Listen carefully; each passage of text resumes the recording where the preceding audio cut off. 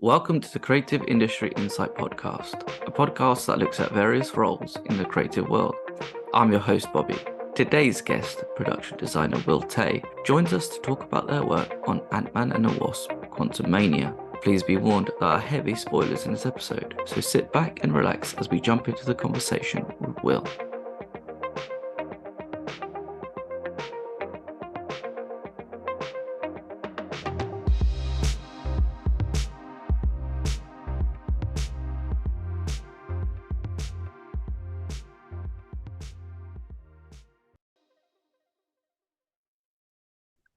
Hi, Will. Thank you for joining me today. That's right. I'm excited to talk about Ant-Man and the Wasp Quantumania, which has just been released, and I'm excited to sort of dive into the whole world creating side of it all.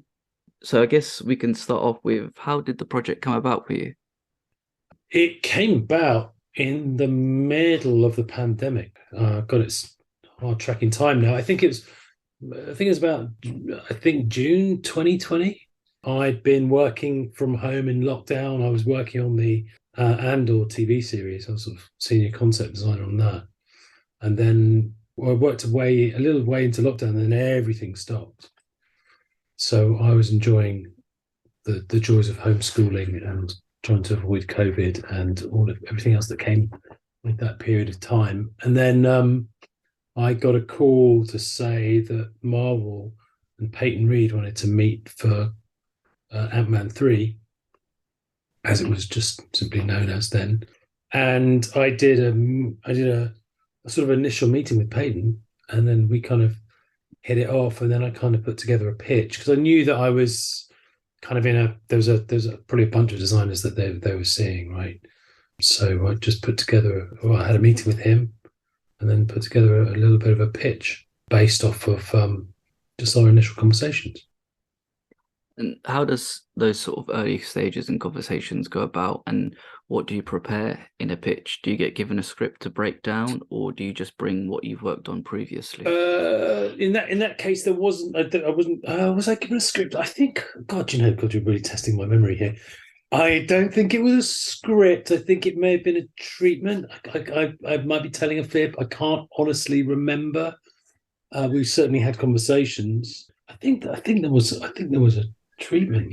Gosh, I can't remember. And then I just started doing a lot of reading around the subject matter, start to get a little bit bogged down in quantum physics, and then kind of remember it is a Marvel film, and put together a lot of visual research.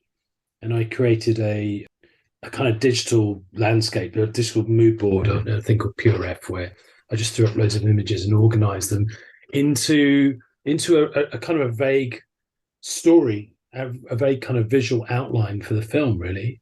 A kind of what we kind of call a filmscape. Well, what concept art eventually becomes a filmscape. And these were just placeholders and ideas. And some of it was directly based off our conversation, and some of it is when you start to think and imagine and play in your own sort of head. Oh, it could be this, it could be that, and trying to bring mood and tone and all of those different things. So that's kind of how I start. And I always draw. I just draw. So I start just doodling out ideas quite early on to try and create a kind of language.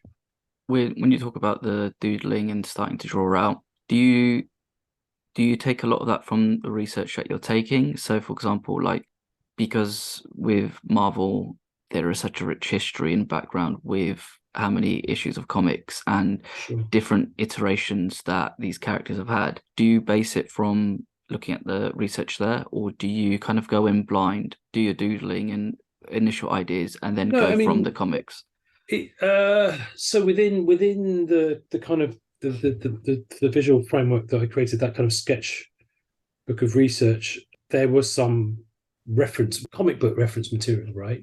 So obviously what Kang had looked like in the past, and what MODOK had looked like in the past, and what Quantum Realm had looked like in the past, whether it was briefly a scene, I think, in Ant-Man and Wasp, or whether it was from the actual comic books itself. And, there wasn't a great deal to work with there. I mean, obviously there's lots of images of Kang and multiple Kangs. But again, I think it was just to have it there in mind, right? That they're probably going to go with those key colors, for example. They may not go with exactly that design they're going to design a new suit for him and all of that. That's definitely going to come to pass. And then I think for me, drawing is a way of getting my mind's eye into a project, and that could be whatever the project is, whether it's sci-fi, period, whatever. It just helps me draw out from my imagination, my mind's eye, onto a piece of paper. Mainly paper, actually. I do digital work as well, because like pen and paper is just quick. Basically, once upon a time, you used to have scripts, paper scripts that you could doodle all over. You don't get those anymore. So it's just me and a block of paper, and you just let it go free. You just let yourself go free. Particularly those first couple of weeks where you're just sort of in pitch mode, and even once you kind of then win the job, you have something called soft prep, where you're kind of, it's a great moment to sort of spitball ideas with a director and a producer.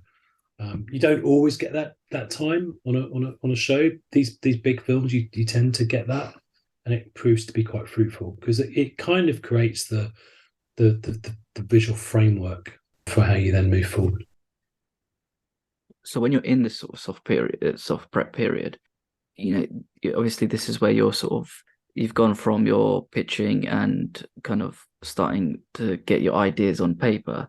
In this soft prep, is this where you have your quantum realm ideas start growing and creating? Because as a design point of view, with a quantum realm idea, it seems like the possibilities are endless in terms of what you want to put on screen.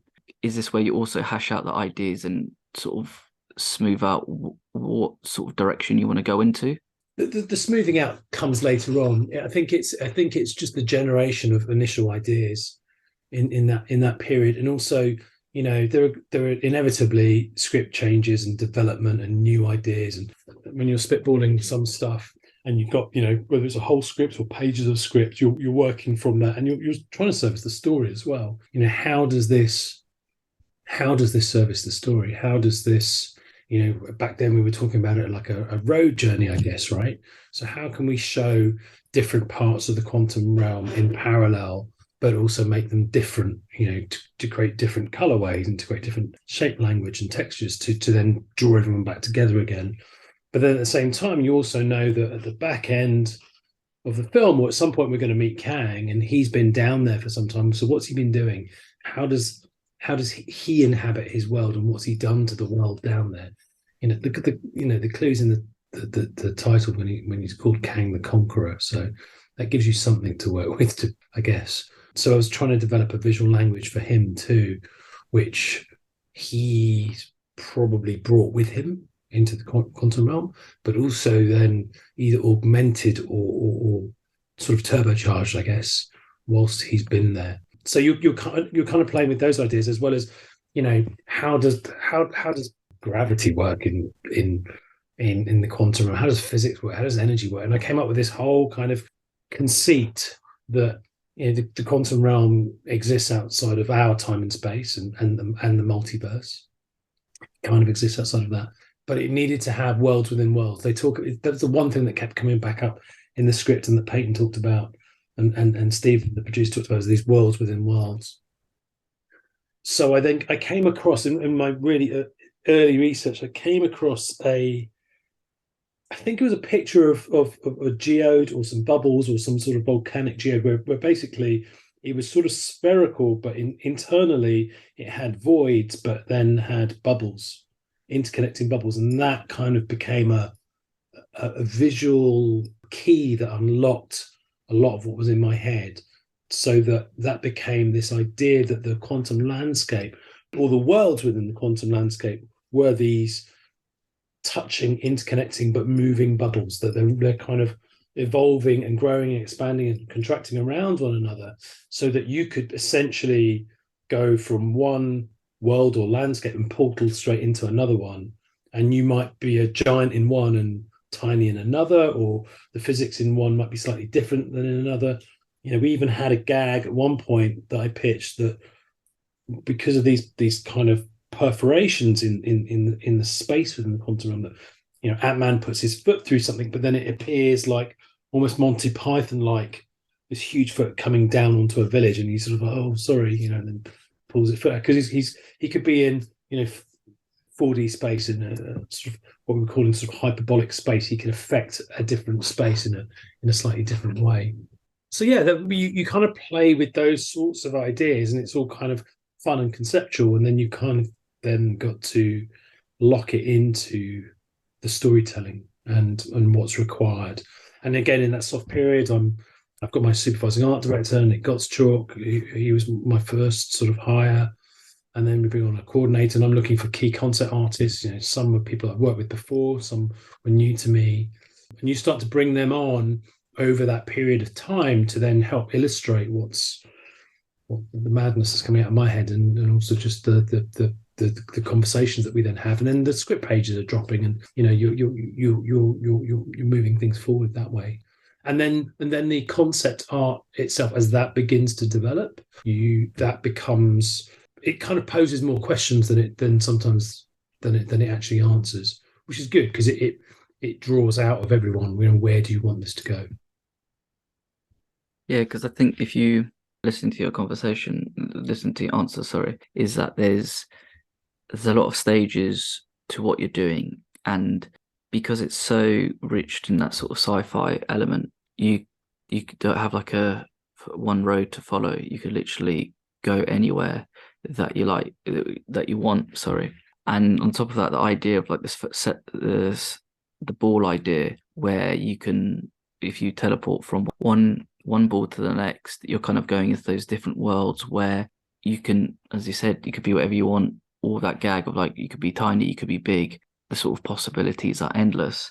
But saying that as well, mentioning about the whole the Kang being the conqueror, I think you notice like the sort of juxtaposition between worlds where you have where he is, it's very sort of industrial, whilst you also have the world where you meet Bill Murray's character, where it's very wealthy, and then whilst you have the rebellion are more sort of in the ground on the dirt level. So that's quite cool to see during the whole sort of film, because it does become quite more like visually it's quite interesting because not everything's the same, and you do have like a weird tier system in this world at the same time.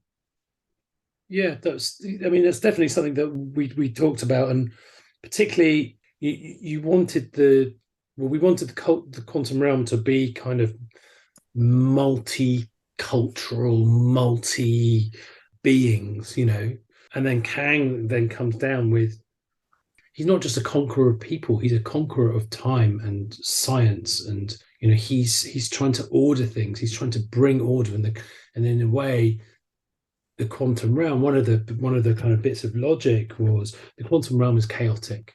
And going back to the kind of bubble idea, but imagine that, for someone that's so omnipotent, that to be trapped in this sort of cage where there's an abundance. One of the things that we really pushed was there's an abundance of quantum energy, right? The energy is everywhere. You can pick it up. It's in the seams and the rocks. It's everywhere. And one of the ideas was that maybe to make things tangible, if things have been so old that they run out of energy or expire, and they become more rock-like, or they become like metal in like ore in rock.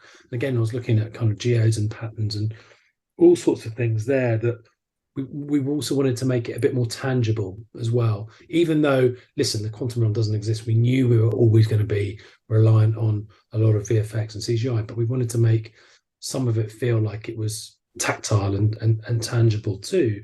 But Kang's frustration comes out of this abundance of energy, and you'll notice like some of the ships, so his ships, and Bill Murray's character as well. I've forgotten his name. The ships are based around energy, are based around quantum energy.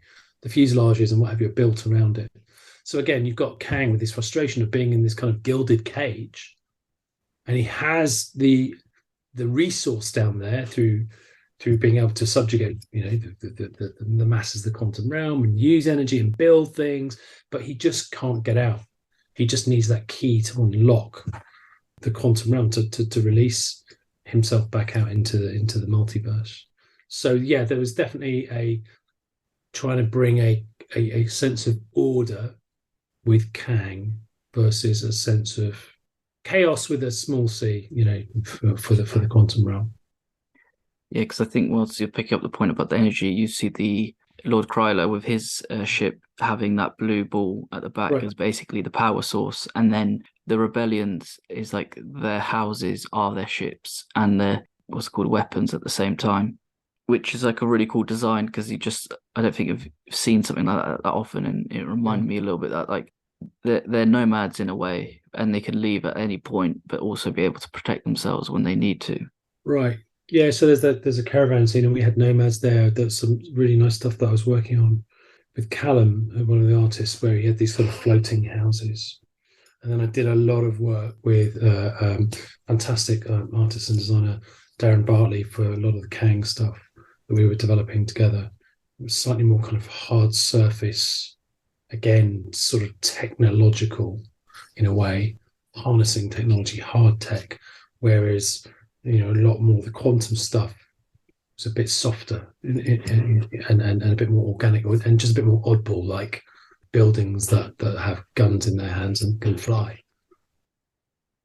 I still think that's a pretty cool design. Like visually, it's cool to look at, and like how they're used in the scene as well, which is great to sort of watch and see when they take off, and then also fire back at Kang's ships. But speaking of like also building the world, you need to populate the world with the correct sort of habitants and making it feel very world building. What departments would you have collaborated with, and how do you all guys sort of get into the same rhythm of like wanting which alien in which scene and what the habitants would look like in different worlds?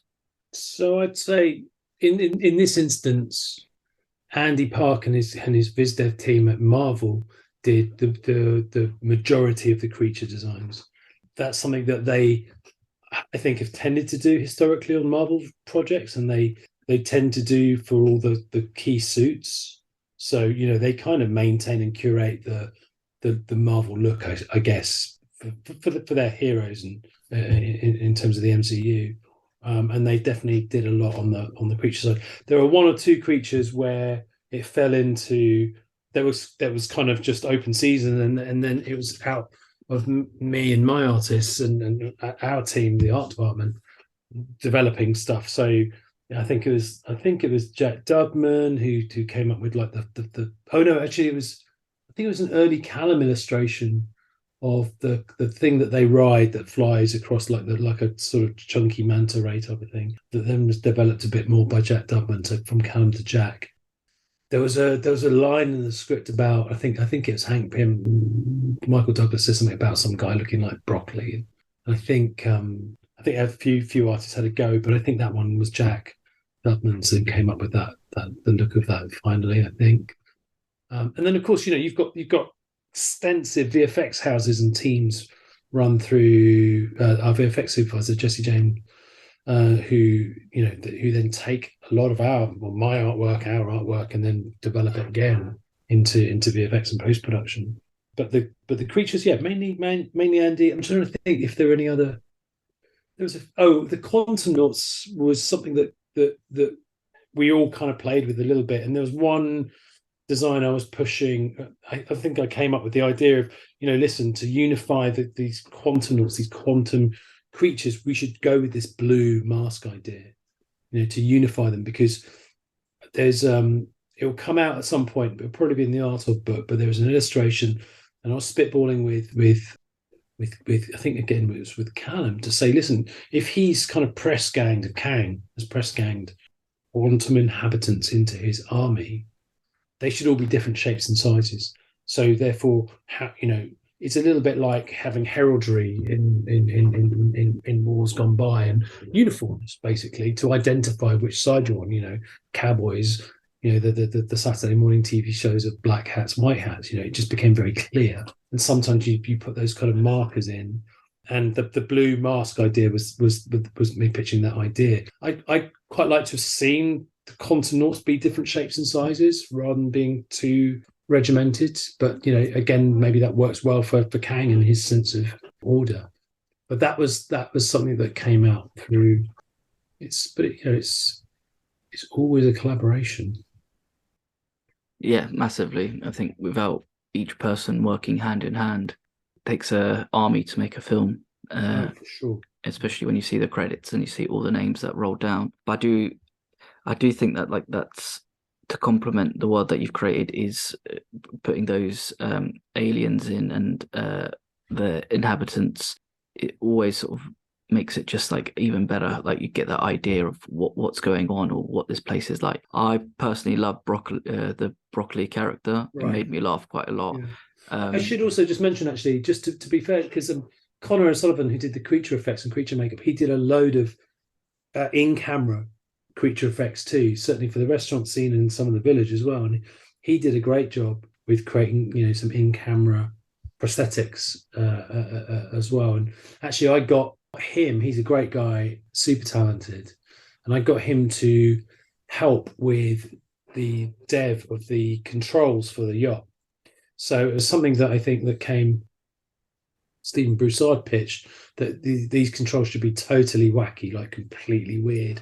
I can't remember how he described them, like Jello that comes out. And we tried these few things, and it was just like, oh, it's not working. And then I think I got Jack Dubman, one of the started to begin to become something, but no one was quite sure. And I said, listen, can you just leave this with me, and let me go and speak to Connor.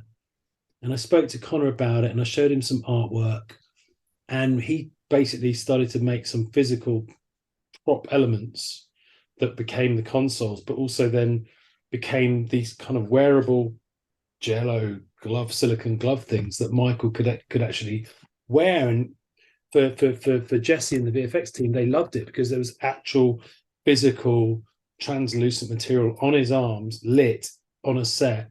Even though you've got the quantum realm as kind of LED screens and to be replaced, you've got some actual reference to work from. And I think for the VFX team, that was, it was gold for them. And again, that comes to me just going, listen, just leave this with me. I've got an idea. I think I can give you something here, that will give you, I think, the effect that you want.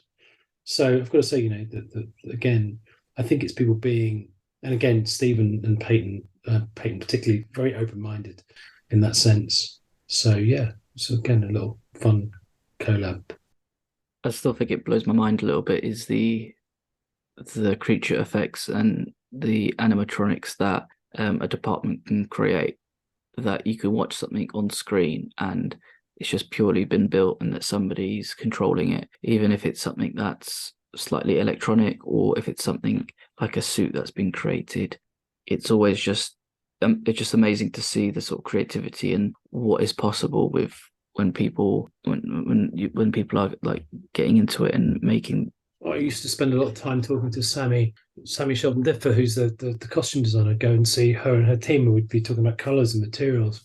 And Ivo, who heads up the team that makes the actual physical suits that the heroes kind of wear. The skill set of them as designers, but also as makers as well, and everyone that you see this in every department. Everyone is highly skilled in what they do. In the art department, from our art directors and concept artists and designers, our drafts people to our carpenters and plasterers, mold makers. All of that. The making of the Time Sphere was a massive effort. You look at the costume designs and creation and the creature effects and creation of that stuff, and yeah, it takes teams of super talented people to do that. And also, with that talent comes experience and expertise too, right? They'll go, maybe we should just try and do it like this. Have you tried this before? And again, it was really fun for me to kind of like, as the new guy, to talk to people like, our props team and our props master Dave Balfour, who was great. And like, Dave, can we just try making it this way for a change? And they're like, well, we don't normally do it like that. I'm like, well, let's just try that. And they come back with it and go, oh yeah, right, you're right. This is great. It's different. Like, oh, there you go. And it's trying to get people on side and go on a journey together. It's tough making these crazy big films. You've got a lot of people working really hard, and you've got to derive some pleasure out of it as well.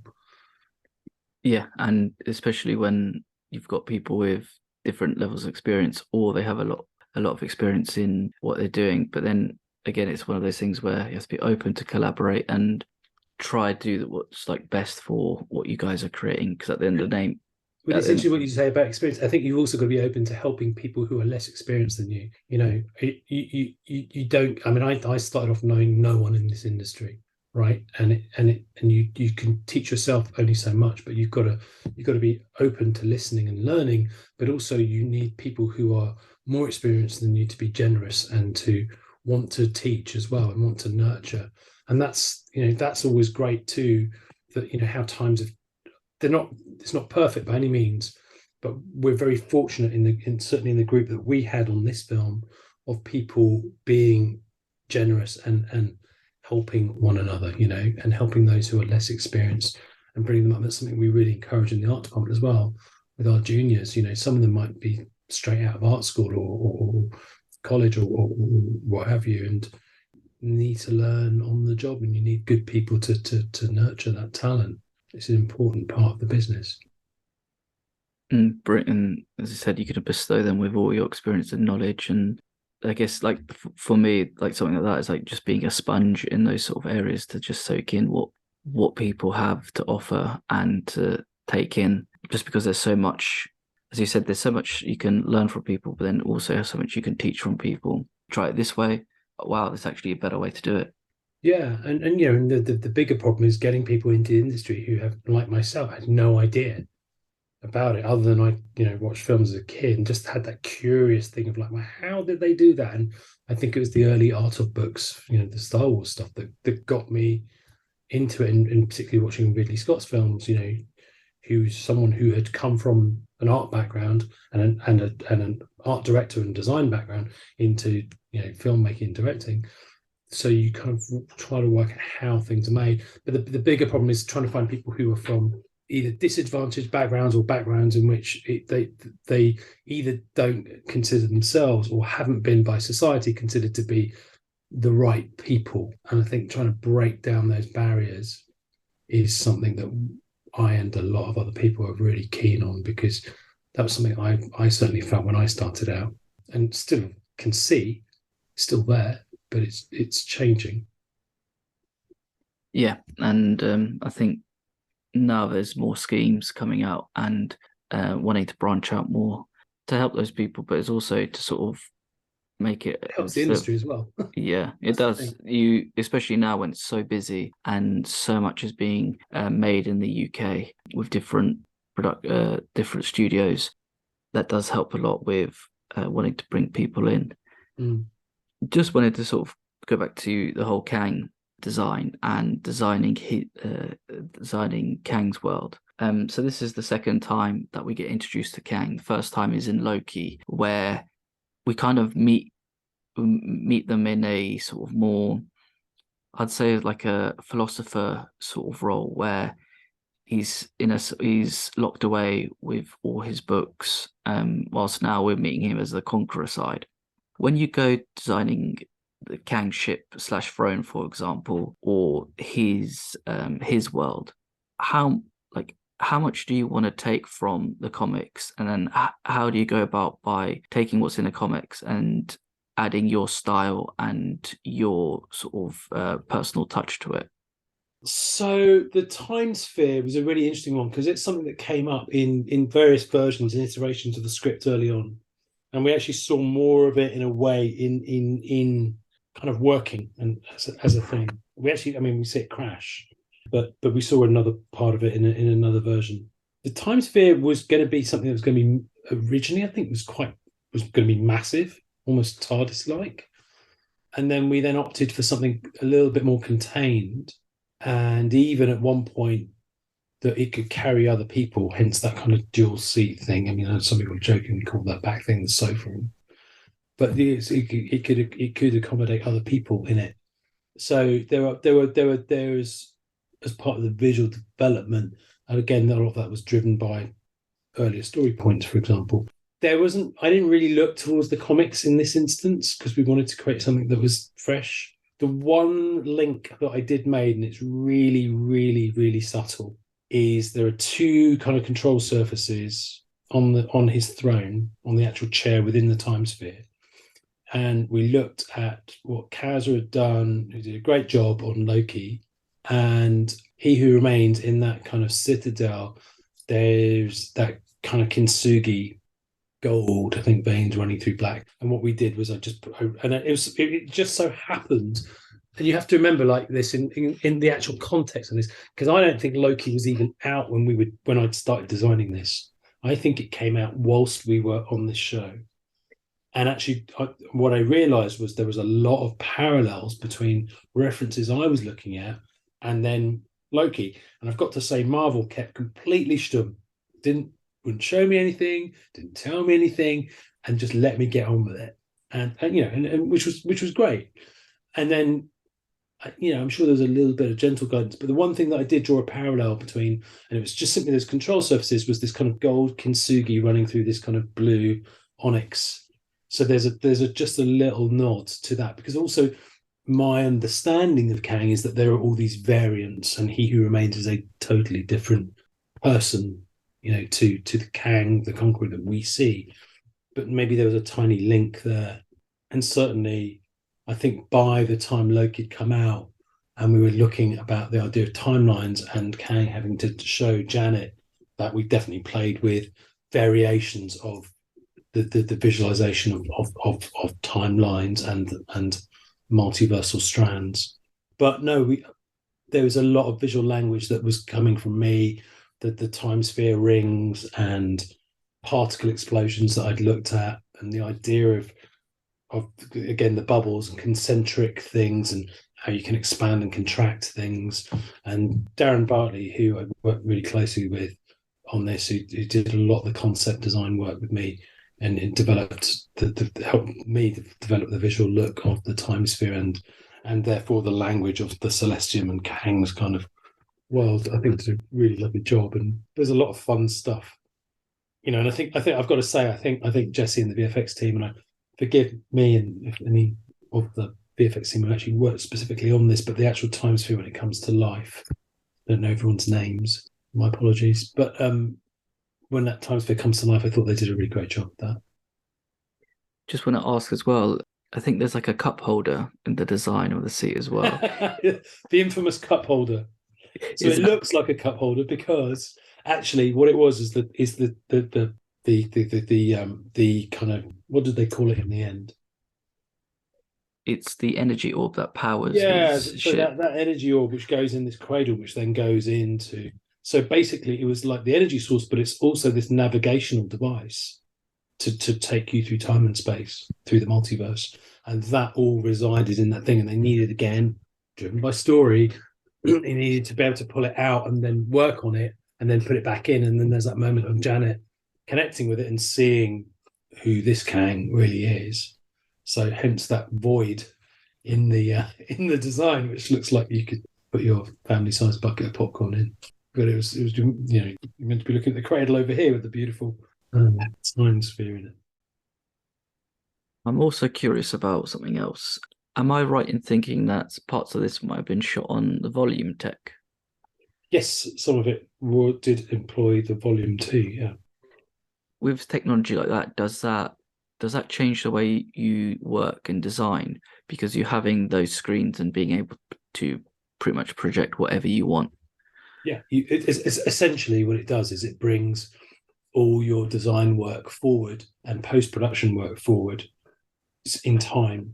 So the big drivers on any film are time and money, and it means that you're kind of just doing that switcheroo and bringing a lot of that forward, and that brings with it a lot of issues too, because you're also trying to make it work with a schedule, with actor availability, with swapping stage spaces. There's a finite amount of real estate that you can work with, and also there are decisions that need to be made in order to facilitate that. And sometimes when things are changing, that can make it quite tricky. I think it was a different way of working to, say, for example, what Jon Favreau's done with, say, Mandalorian, because that was basically built around his vision of how to make that show and how they scripted it and broke it down. And this is a very different sort of show. This is a film for a start and not episodic. we are in a world which doesn't exist and would require a lot of visual development and animation to it as well. And the volume can only do so much, but also it requires a huge amount of decision making and work up front as well in order to get it into and onto the system and onto the screens. Yeah, because I think when you see all those behind the scenes, you don't really get to understand how much work goes into it. You just see how cool it looks Yeah, being implemented. right. But I don't think you see the sort of hours of person power to build the whole sort of the soundstage of all these screens and maintaining it and doing the tests and making sure that every screen's running and projecting what it needs to be projected. Yeah, there's all that, but also it's the building of the content as well. You know, that content has got to come through decisions that are based on a script and storylines and what needs to be there, and then you design it and then you need people to build it out. It's the digital version of carpentry, wood, plaster, paint. That's what you're doing. It's pixels, right? And that requires skilled artists and designers and people that support that pipeline to help build that as well. And on these big shows, we've got physical and digital kind of interlocking quite often, and also all the other departments as well. We have physical SFX and stunts, and there's this constant dialogue you have in second unit. There's all of these different departments that in costume, all of it. You've got to have a conversation, a constant conversation with, and something might change at the top, whether it's a change of direction or script or notes or something, and then you've got to kind of pivot around that and try and facilitate that too. So yeah, it's a juggling act. Sort of just hearing the how many people need to be involved, and it sounds like it's a lot of hard work for what's being created. Just to hit on my final question, how have you found the response to the film? Yeah, good. I think so. I mean, I think you get a bunch of I think the critics' reviews have been mixed, and there's a broad spectrum, but there always is.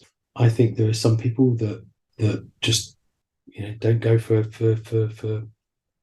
Marvel films, and that's fine. That they can have their opinion. But lots of people that love it, and I think I saw some reports today that it's doing really well. On the previous Ant-Man films, financially, it's going in the right direction, and fans are still coming and seeing it and enjoying it. So yeah, I think it's really enjoyable. And you've got Jonathan Majors, who's fantastic. He's like the nicest man, totally focused professional, and he was great to work with. And I think it really begins to show off what he can do. I don't think we've even begun to scratch the surface. You just watch some of his other films and think about what he could be doing with this lot as well. I think there's some really fun things to come from him. So yeah, it's a good start.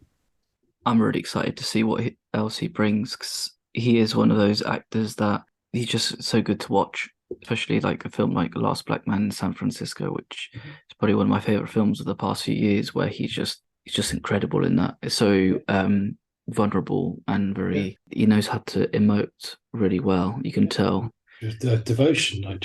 I saw it before I went to LA, and I saw him. I was just waxing lyrical to him about his performance in that. He was laughing at me. You do realise this is J.D. Dillard who directed it. I'm like, oh my god, he's great, and he's a really sweet guy, because he come up and say thank you for building this stuff, which really helps him get into character. So he's very generous, fiercely professional, and I mean that with really, really, really positive way. No, that's always good to hear as well. I guess it's like the MCU's good villain is in good hands then. Yeah, yeah. I think it was smart casting on Peyton and everyone else at Marvel's, back at the ranch. And it was a really smart choice. Will, thank you so much for your time Thanks today. Thank you for coming on. Ant-Man and the Wasp Quantumania is out now for those who are interested to go see it. Go enjoy the film and enjoy Will's designs. Go and sit in a movie theatre. See it in the movie. See it on the biggest screen possible. Yeah. That's what I did, and you won't regret it.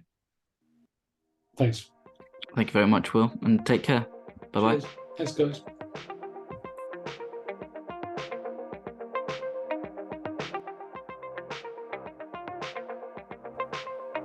Thank you for listening. Please subscribe, rate, and review this podcast.